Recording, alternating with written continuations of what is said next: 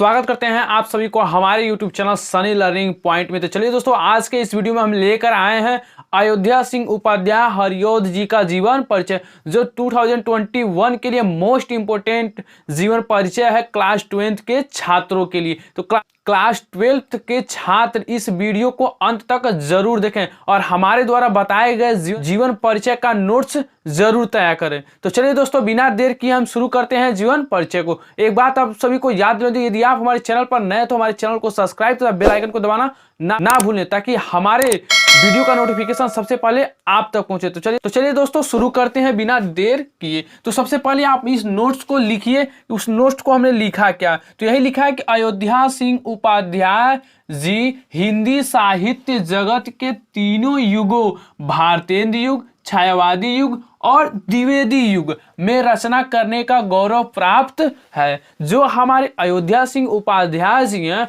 वह तीनों ही युगों में कविता करने का गौरव प्राप्त है, छायावादी युग, भारतेंद्र युग और द्विवेदी युग में।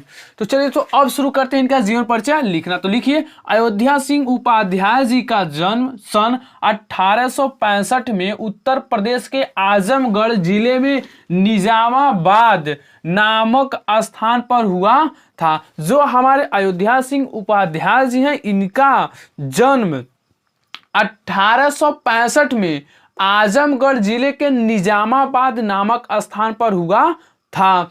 इनके पिता का नाम पंडित भोला सिंह उपाध्याय तथा माता का नाम रुक्मणी देवी था। इनके पिता का नाम भोला सिंह उपाध्याय और माता का नाम रुक्मणी देवी था।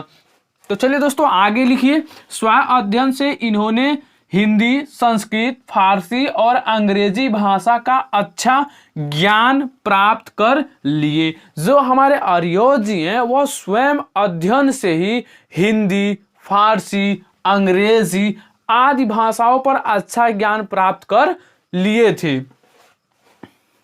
वकालत की शिक्षा प्राप्त कर 20 वर्षों तक कानूनगो के पद पर रहे। जो हरिऔध जी हैं, जब वह वकालत की शिक्षा पूरी कर लिए तो 20 वर्षों तक कानूनगो के पद पर भी रहे।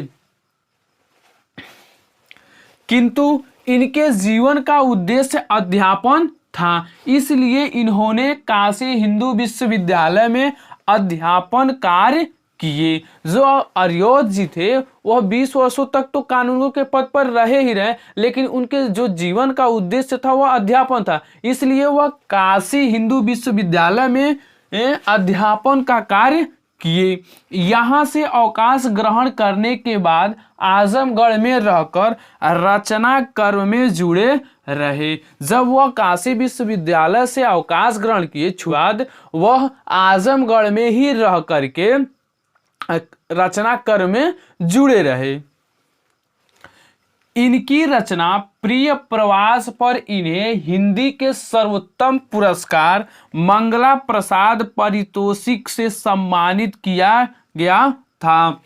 जो हरिऔध जी हैं, इन्हें हिंदी के सर्वोत्तम पुरस्कार मंगला प्रसाद पारितोषिक से सम्मानित किया गया था। प्रारंभ में हरिऔध जी ब्रज भाषा में रचना करते थे। जब हरिऔध जी रचना करना शुरू किए थे, तब वह ब्रज भाषा में कविता करते थे। बाद में महावीर प्रसाद द्विवेदी की प्रेरणा से खड़ी बोली में काव्य रचना करने लगे। महावीर प्रसाद द्विवेदी जी के प्रेरणा के बाद वह खड़ी बोली में काव्य की रचना करने लगे। इस प्रकार अयोध्या सिंह उपाध्याय जी का मृत्यु सन 1947 में हुआ था। जो हमारे हरिऔध जी हैं, 1947 में स्वर्ग सिधार गए थे। तो कृतियां नाटक में इन्होंने लिखा है प्रद्युम्न विजय, रुक्मणी परिणय। उपन्यास में इन्होंने लिखा है प्रेमकांत अधखिला फूल, और काव्य में इन्होंने लिखा प्रिय प्रवास, ग्राम गीत और कल्पलता। तो ये रहा अयोध्या सिंह उपाध्याय जी के द्वारा लिखी गई कृतियां। यदि अगर आपको हमारा यह वीडियो अच्छा लगा तो हमारे चैनल को सब्सक्राइब कीजिए तथा बेल आइकन को दबाना ना भूलें। तो चलिए दोस्तों, मिलते हैं फिर एक नए जीवन परिचय के साथ। तब तक के लिए जय हिंद।